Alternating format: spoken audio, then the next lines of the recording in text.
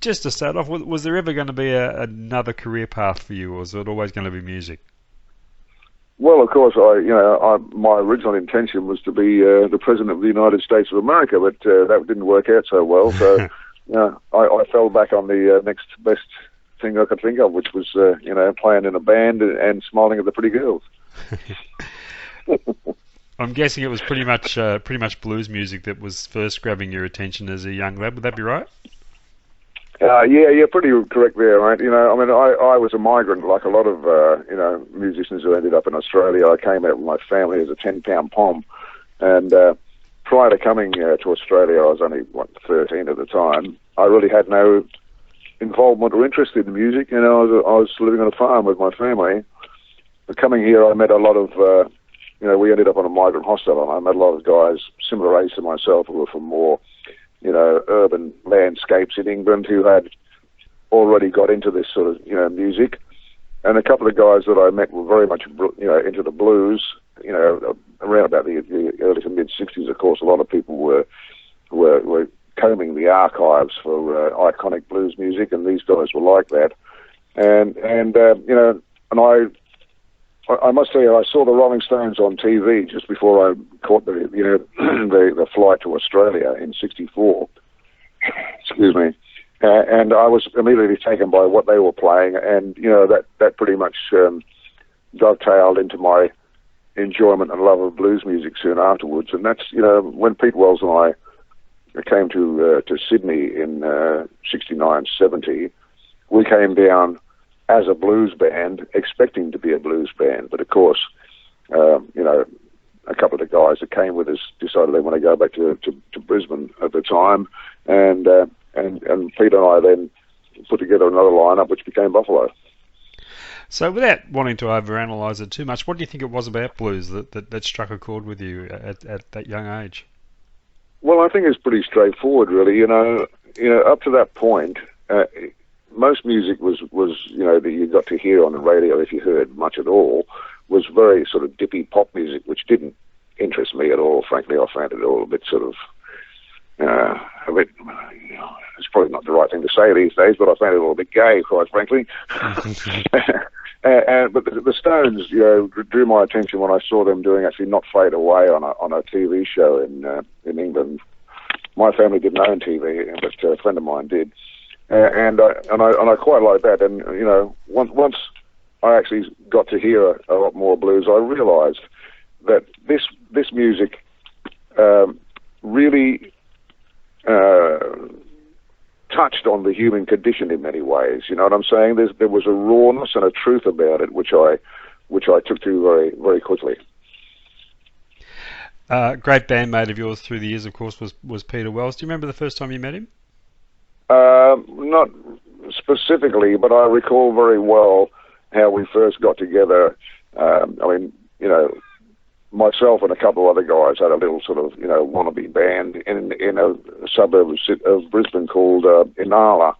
And I can't remember now whether we advertised for a bass player or whether we responded to an advert from Pete, because Pete was already playing around Brisbane in bands and was quite an experienced musician even at that age.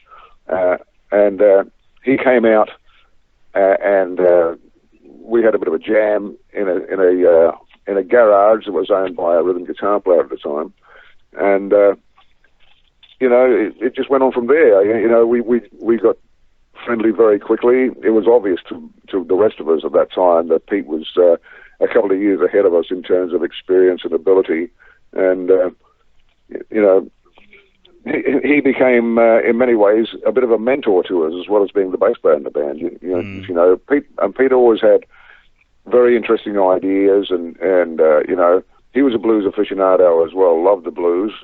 And as I say, when we came to Sydney, we thought we were going to be a blues band, but when we auditioned John Baxter for the guitar spot, it was obvious that he was not a blues player, and in fact didn't seem to understand the blues 12-bar format at all. At our first run-through with John, Pete and I went outside for a cigarette to discuss the situation, and I said to Pete, man, I don't know about this guy. He doesn't seem to know anything about the blues at all. And Pete said, yeah, no, I agree with you. But he said, we should give it a go because it's kind of interesting what he's doing. That's how we became Buffalo. Sort of organic kind of thing, So it sort of naturally evolved from very much a blues-based thing into what Buffalo became. Yes, that's right. Yeah, I mean, a lot of people seem to assume with many of these things that just hold on a second, mate. I'm sorry about this. No, that's all right. Oh. Yeah. Sorry about that, John. There's just there's a million things going on around me here. So can you just repeat what you asked me, mate? I'm sorry about that. Well, how Head very much evolved from a blues band into what Buffalo became, a much heavy rocker, more orientated. Oh yeah. Well, as you say, it wasn't something that was planned. It was organic, and in fact, I think it's very, very difficult. It's almost impossible to decide what a band is going to be before you've actually played together and discovered where your strengths and weaknesses are. These things to me always happen if they're any kind of successful thing at all. I'm talking musically here.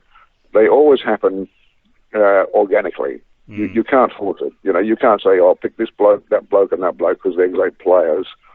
Put it together and say, "We're going to do this," because not every great player is necessarily a good band member. Yeah, so you can't really sit down and map out a blueprint. Well, no. I mean, if you want to have a boy band, and be the manager of a bunch of, pretty boy teenage kids who do as they're told, that's one thing. What's her name? Chin and Chapman, did that kind of stuff. And really, if you look at Meatloaf, I mean, really that was Steinman's idea. And if you put together a thing that's basically the concept first, you hire session players and you tell them exactly what to do, then you can make pop music like that. But I don't think you can really make artistically credible music that way. You know what I'm saying? Yeah. I don't like formulas particularly, and in fact, I don't really particularly like genres because you could say, and people have said this about what I've done over the years, that I'm a blues singer or I'm a heavy rock singer or whatever. Well, quite frankly, I like to think of myself as a singer with a bit broader palette than that. When people stick you into boxes, I find it cringeworthy, to be honest with you, because I think of a number of other better known than I am musicians, performers that have obviously been trapped by their image, and these images are usually put on them by other people. You know what I'm saying? Yeah. Yeah. I mean, I've always tried to avoid that wherever I can, but of course, we have no control over what other people write and decide about us. We can only make up our own minds what we hope or wish to be, and really how other people perceive you, that's their problem, not mine. Yeah. So how do you feel now when you see people looking back on Buffalo and labeling them a pioneering heavy metal band? I always thought that was a very narrow description of the band. Well, I think it's reasonably narrow as well, but at the same time, I am actually exceedingly proud of the fact that people still, are finding Buffalo's music and still, enjoying it. And I mean, I know that a lot of musicians that would class themselves as heavy rock, metallic metal music or whatever these days, including in other countries, America, South America, because I get emails and responses from these people all the time that consider us to be just that, one of the seminal influences in heavy rock. Well, I mean, that to me, that's kind of awesome, really. I find it amazing that anybody would give a shit.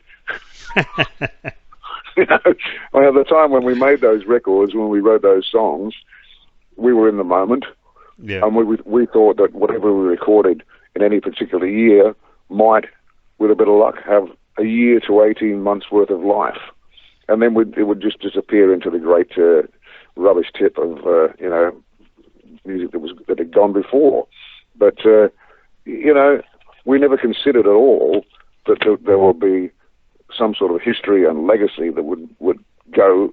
Here we are, almost 50 years later, and people are still saying, "Oh, I love this. I want more. Where can I find this stuff?" Amazing. I always got the impression that you were a band that weren't really motivated by the attraction of achieving commercial success or fame. You seemed more intent on doing your thing your way, and if people liked it, great. And otherwise, you weren't too fast. Would that be a fair comment? I think you pretty much exactly you exactly explained it there, John. You know, we obviously, like anybody starting out in any kind of career, you hope that you will be successful at it. But you know, we wanted to do it on our own terms. We were very lucky, in fact, that the sort of music that we were doing when we first approached Phonogram, which was the record company we were originally signed to, kind of paralleled in a lot of ways what was starting to happen in England at the time with the heavy rock bands. And so Phonogram and the A&R man were open to the idea of signing up an Australian band that seemed to them to fit that mode. Now, you know, we were continually being, what would you call it, put into the same mold as Black Sabbath. In fact, we were always getting those comparisons, which we didn't quite understand because, to be honest with you, when we came to sign our contract, we'd already been writing songs in the mode that we recorded, obviously, with no real knowledge of Black Sabbath. It's kind of a synchronicity involved here.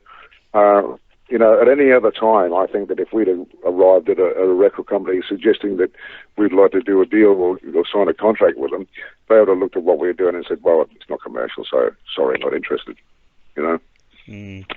So as time went on, was there record company pressure at any point to go down a more commercial path? Continually. Yeah? Continually. You know, I mean, obviously the first one or two albums that we did, Dead Forever and Volcanic Rock, I think they were still kind of somewhat bemused by what was going on and didn't know whether to continue it or what to do with it, which was great because it allowed us a certain amount of freedom, you know. Mm-hmm. But as things went along, you see, our original contract was for 3 years with the possibility of options at the end of that. And when the options came due at the end of the first year, the first thing that the record company did was call me into their office and suggest that as long as they had me signed, they didn't need to sign the other guys. And they wanted me, and they were pushing me to go into the studio and make solo recordings. That's what they wanted to do. At that point, I had to say to them, I said, look, guys, I'm sorry, that's not what I'm here for. You know, I think that what we have as a band is more important and interesting than what I may or may not do trying to make commercial recordings as a solo artist. You know, if you don't want to sign the rest of the band, then I'm sorry, I'm not into it. I won't be doing it. And so they had to extend the full band recording contract. What about record company pressure to give off an image of the band? I mean, I guess you gave off that persona of being hard and tough, hard-living guys. But was that that public perception pretty much how you were? Well, pretty much, yeah. I mean, look, you know, we were all in our very early 20s when all this was going on. And we really didn't sort of sit around saying, we're going to be this kind of band, we're going to be that kind of band, we're going to have this kind of image. We just did what we did. We were who we were. We didn't put any image. There was nothing cultivated or arranged about it. We just did what we did. You know, and what we did was we played music, full-on rock and roll. We picked up as many girls as we could. We partied long and hard, and you know, much of what would be perceived as an image, as far as Buffalo was concerned, was contrived by the music media, who decided to label us in a certain way. I mean, you know, I've seen headlines like, you know, would you let your daughter go out with these guys? Well, you know, that's a media thing. You know, we were happy to go along with that, knowing what the hell, you know, we're getting rid about, you know, the old story. There's nothing worse than being, only one thing worse than being talked about, that's not being talked about. Exactly. You know? So we went along with that, you know, and in fact, I mean, we probably lived up to it pretty well, but it was not intentional. You know, we were just young blokes full of testosterone, In fact, I've still got my fair share of it. And you know, we were out there. I just thought to myself, this is the best party and the longest party I've ever been to. I'd be happy if it doesn't end soon. You know? Yep. It's you know, it was all pretty straightforward as far as we were concerned. We just did what we did. You either like it, or you know, go and see somebody else. Any special gig memories from your times with Buffalo? Well, I mean, to me, you know, much of the early years is kind of a bit fuzzy, to be honest with you. I mean, a lot of it was spent in some sort of mind-altered condition. But you know, I mean, I can recall things. I mean, it was great doing the Horde and Pavilion shows with Black Sabbath in '74, I think it was.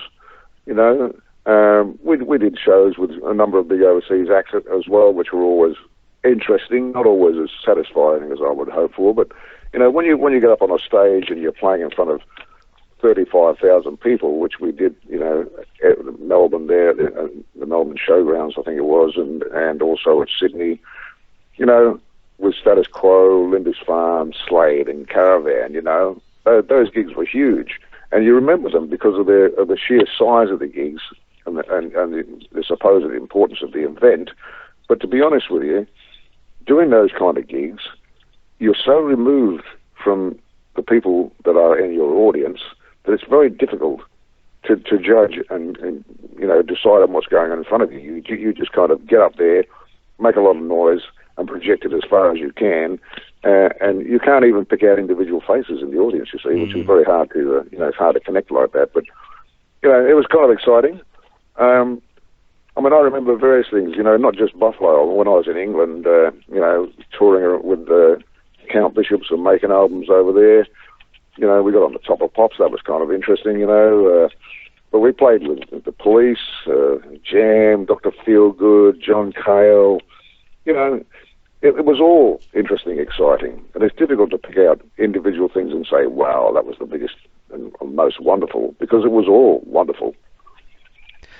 You mentioned earlier your amazement that that the band is still so highly recognised, you know, some 50 years down the track. But how does it make you feel to see Buffalo albums selling for hugely inflated prices on the collector's market? Well, the biggest thing that annoys me about that is that I never kept 2 or 3 boxes of myself. You know, I mean, it's all a great honour, really. You know, when people care enough to want to spend that sort of money to collect your artistic output, it's kind of affirming. You know, you think, wow, gee, I can't believe it. You know, I've seen various albums of it for $300, $400, $500, and as I say, I just wish that I kept, you know, a crate load of in my garage over the years. Then my superannuation might have been a lot better. Exactly, that'd be one heck of a super fund. Yeah. But you see, you don't think about these things when you're doing them. You know, you can't project what the likelihood of these things is going to be going into the future, because, you know, I mean, better bands than us have disappeared without a whimper, in my opinion. Yeah. You know, and yet, obviously, we did something right. And you know, the thing that I sort of feel sorriest about really is that what we had with that band, especially with that band, was a great esprit de corps. We were a bunch of mates, and it was us against the world, and we weren't going to do anything else except that. We put our heart and souls into what we were doing, and all of our time. These days, I would love to be able to put something like that together again.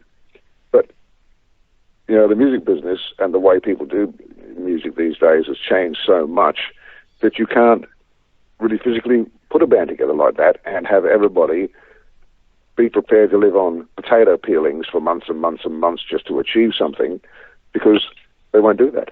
Yeah. You know? Yeah, it's a whole different world. Yeah, I mean, you know, as you know, I went to England after the 5th Buffalo album and joined the Count Bishops. And the time that I spent with the Count Bishops was a lot like that as well. But that's the last time that I've been in a band where that amount of commitment and belief in the core values of something helps you to stick together, be together against the world. It just doesn't seem to happen anymore, you know.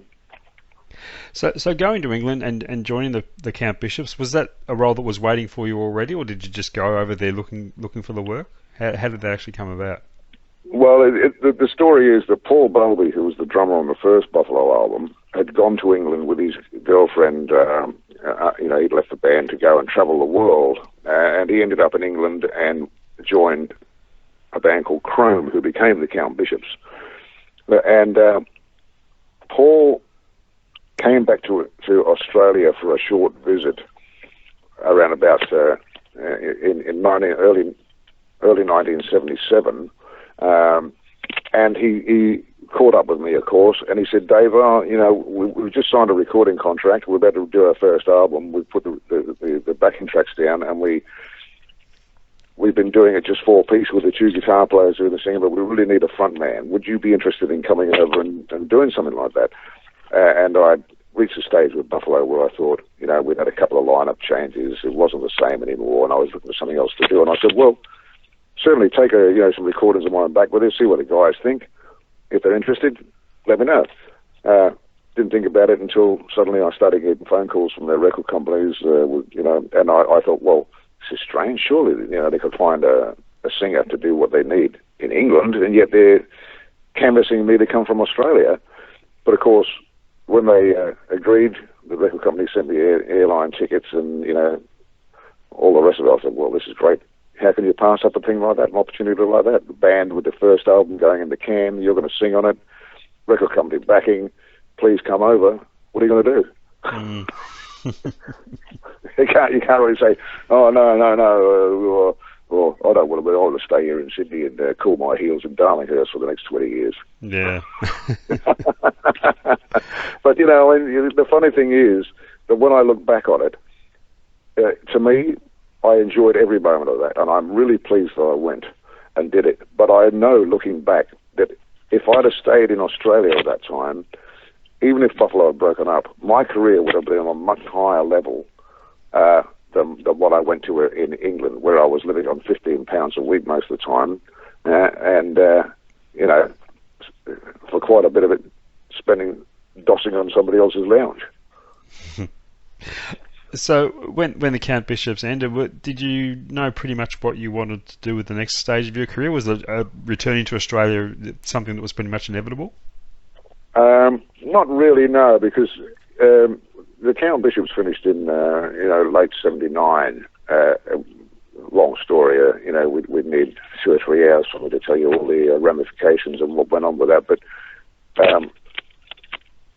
Paul Bowlby had been deported from England, our drummer, and we actually came to Australia and did a 6-week run along the East Coast, doing shows in Australia with Paul as a last hurrah for that.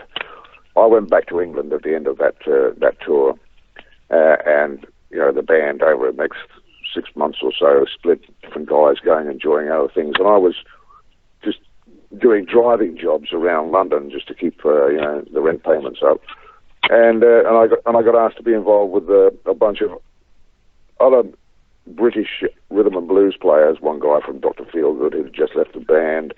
One guy from Nine Below Zero who just lost. You know, it was like the Cobras was the band, and it was like a semi-retirement undertaking for a lot of guys around the R&B, rhythm and blues, and pub rock scene in London. And I spent, you know, the best part of 3 years, I suppose, jamming, playing, doing gigs with those guys. We never put out any records, but we did a lot of shows around London.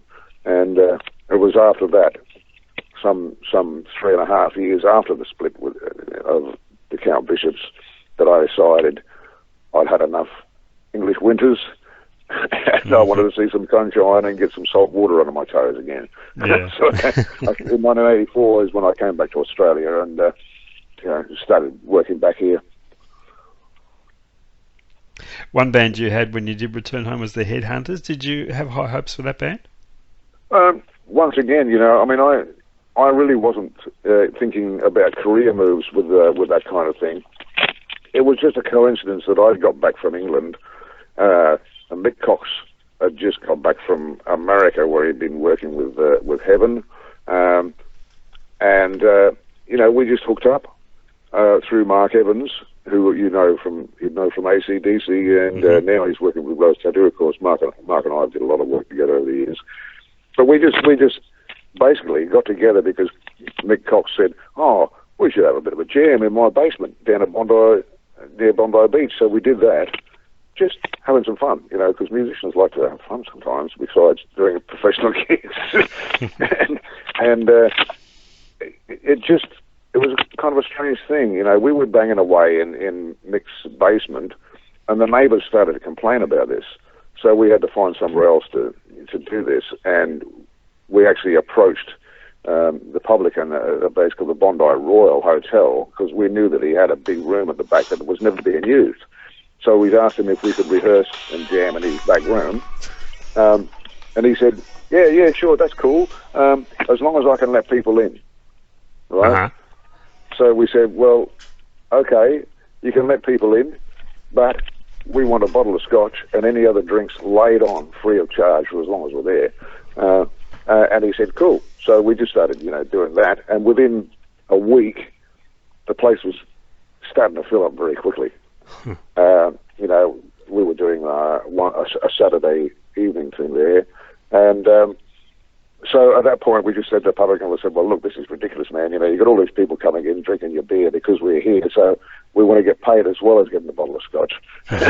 So, and before we knew what was happening, we were doing 3 days a week there and getting paid for every one. Now, you see, the Headhunters was much like those other bands I was talking about, where we didn't work out we were going to do this, we're going to do that. We weren't putting it together anything professional.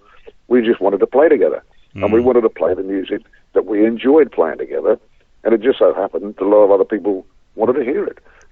So you go, "Okay, away we go," and we just, of course, that particular name band went through a number of lineup changes over the course of a number of years, and each of us at various times went off and did other things, and then got back together. It was like our little hobby band. Yeah, sure. You had a primarily an acoustic thing going too with Mark Evans. You feeling a need at that point to strip things back, to get back to basics? Well, yeah. I mean, once again, I'd done things with Phil Emanuel. We toured together. I'd toured with Mal Stick, and the Headhunters thing was going. But I got this call one day from Mick Cox, and he said, the Tea Gardens in a hotel in Bondi Junction want somebody to do an afternoon session there, acoustic. Would you like to come and do it with me? At that point, I thought, oh, gee, I haven't even got an acoustic guitar. But anyway, we did a few of those, and then it just kind of went on from there, completely unplanned. Mick got, runs that he had to do with Rose Tattoo at different times, and when he wasn't available, Mark, who I didn't actually realise was a guitar player before he was a bass player, said, "Well, I could do some shows with you," which we did, and we ended up doing 22 years together. Yeah, and through that time, we did a 15-year non-stop residency at the Bridge Hotel in Balmain every Thursday night for 15 years, followed immediately by 7 years every Saturday afternoon at the Sandringham Hotel in Newtown here, none of which ever came because we went out to look for them. They just fell in our lap. And that was a lot of fun. I'd reached the stage really where it was obvious to me that the old paradigm of bands going out, 4 and 5 piece bands, being paid good fees for playing in pubs 5 or 6 nights a week, that was over. It was quite obvious that was coming to an end, and you had to take a different approach. And to me, the opportunity to hone what few skills I had on guitar was very appealing. And also as a singer, I've always been singing in full-on rock bands, and that requires a large physical effort. And it's hard work, especially as you get older. And often when you're playing and singing in those situations, you can't even hear what you're doing, which means you have to trust to good luck that you're hitting the right notes, etc.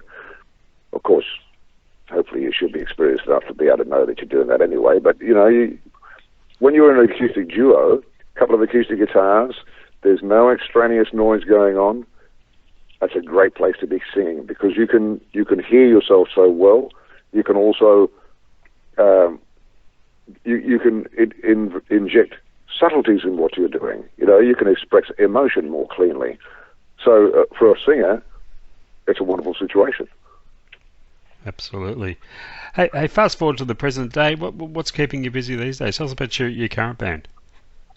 Well, I don't really have a band at the moment. I've, you know, look, let's be honest, I'm 68 years old.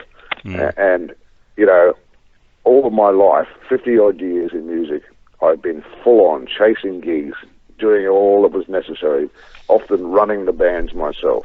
And you reach a bit of a point in your life where you say, you know what, I'd love to keep playing, and I will keep playing, and do, but I'm not going to go as hard on as I once used to. You know, it's I prefer play some blues, keep it simple. I don't really want to be in the position of being the man who's responsible for the income of 3 or 4 other guys anymore. You know, it's my time to sort of kick back a little. And you know, over the last year and a half, 2 years or so, I really haven't chased gigs at all. I have things that come to me regularly, which I'm happy to do.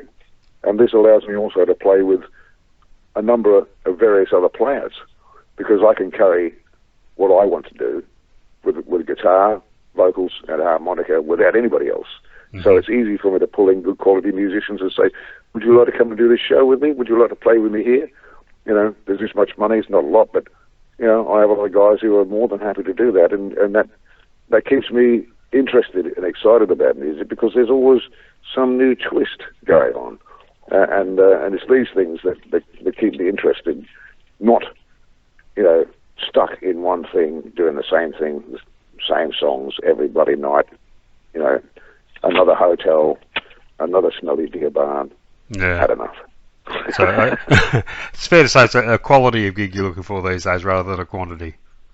Yeah, well, you know, I mean, so, you know, so many things have changed in the pubs. Now you've got pokies in every bloody pub. You've got 15 video screens showing horse racing, TAB bets, God knows what else going on.